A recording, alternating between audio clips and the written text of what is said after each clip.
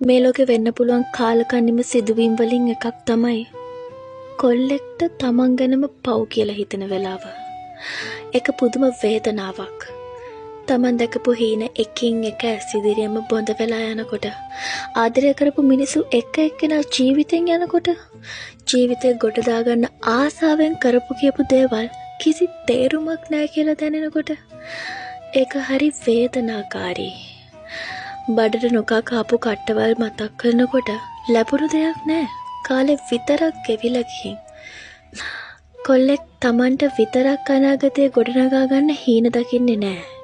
ඒ දකින හීනේ ඇතුලේ ආදරණීයන් ජීවත් වෙනවා. ඉතින් ඒ හීනේ හිටපු අය කලින්ම එයාලගෙන් යනකොට අනාගතය ගැන ආයෙ හීන දකින්න බය හිතෙනවා. ඉතින් මෙහෙම වෙනකොට නිතරම හිතෙන්නේ එකම එක දෙයයි. මං හරි පව් බං.